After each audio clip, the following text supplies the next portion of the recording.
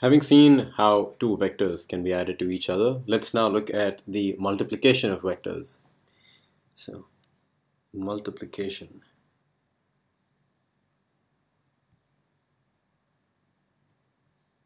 of vectors.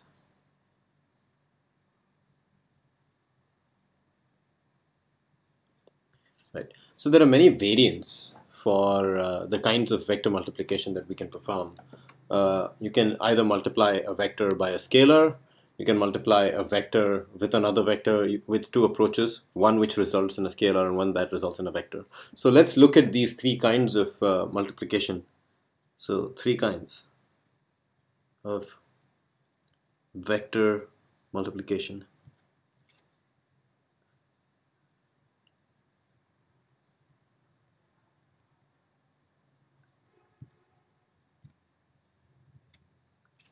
The first kind is multiplication, where I use x and ly on the top as multiply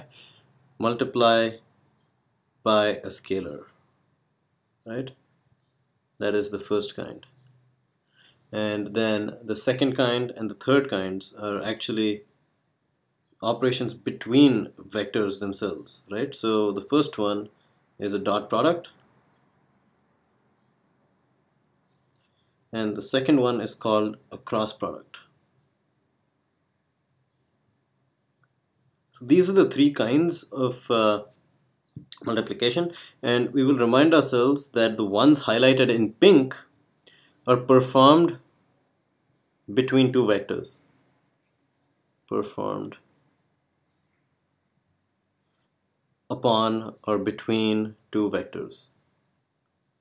Well, it can also be two or more vectors, but for now let's just look at the two vector case, right? So with these two highlighted ones, what I'm saying again, just to remind us, is that you take two vectors and you multiply them in a certain way, whereas in the case one, which I shall highlight in green, this one over here is an operation on one vector with a scalar property.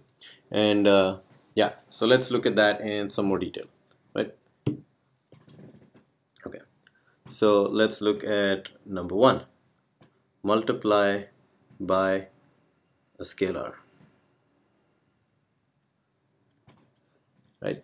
So this operation, what we're saying is, if we have, say, a vector A, right, and I multiply and I operate upon it, and let's say that I use a scalar 2 and I increase the length of this vector, right? This would be 2 times A, right? Oh, let me fix that. This is 2 times A. So this is the vector 2 times A. So what I'm saying is I've doubled the length of the vector in this case. That's the effect of multiplying by a scalar. Similarly, I could reduce the length of a vector by saying that, oh, you know what? I'm going to make it half the length of A, or 1/3 in this case. I guess it's not exactly half when we look at it graphically, right? So that's another thing. Another thing that you can do when you multiply by a scalar is you can change the direction of a vector. So think about how we could do that for a second. You could pause the video and just contemplate how you reverse the direction. So this actually has the length of the vector 2A, as in the second case over here. But to change the direction of the vector, you just use the negative sign. So that just reverses the orientation, a term that we've already seen that has been introduced in the past.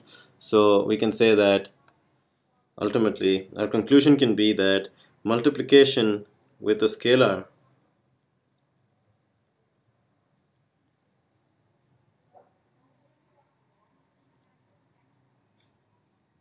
stretches or compresses a vector.